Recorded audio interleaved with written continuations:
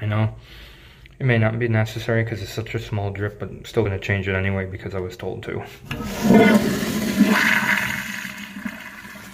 So, let's get started. Service call, vacuum breaker. Start by turning off the water here at the angle stop, or the stop valve, whatever you want to call it. It has different terminology. Angle stop, stop valve. Make sure it's dead. These are pretty much the same way as a regular flushometer. You just have to undo the bottom nut, and the top nut, and this whole thing will kind of flip off.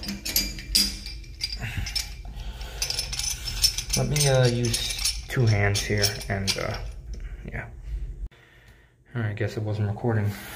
But yeah, it recorded me taking it out. But this is your automatic flushometer in commercial buildings. There's a sensor, there's a battery in here. So it's basically the same thing.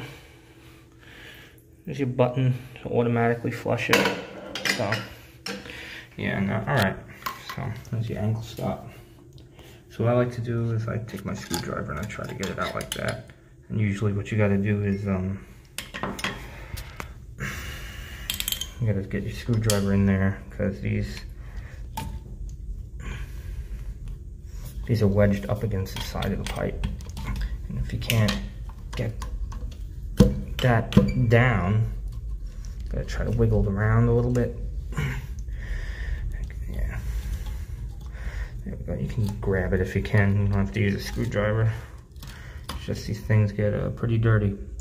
Oh, I've never had that happen to me before. Wow. The top just ripped off like that? That's a first. Oh man, this one is done.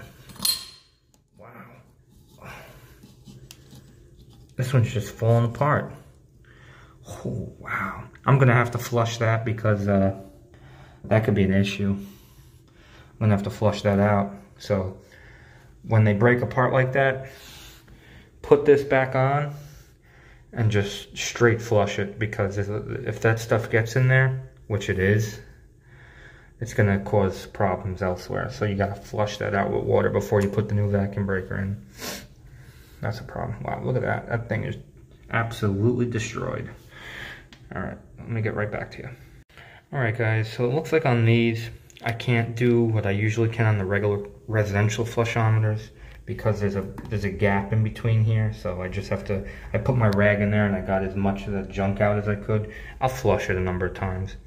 So when you're putting these new vacuum breakers in, always remember that that cone thing actually fits in a groove here. You have to insert it in that groove. You can't just lay it on top. These are for the high volume flushometers. So if you're using those, but I think even any of these Sloan vacuum breakers, they will have to be fit in the rubber like that. So you just simply insert that in the pipe, and then they come with a gasket here. I don't know if that's Teflon or carbon or whatever, and that sits on top. And then you're gonna put that back on, but I need 2 hands for that, so let me do that right now. All right, so once these nuts are back on tight, you can go ahead and you can slowly turn back on new water. Slowly. Sometimes it runs. So now, what I'm gonna do is I'm gonna push this and we're gonna see all the chunks.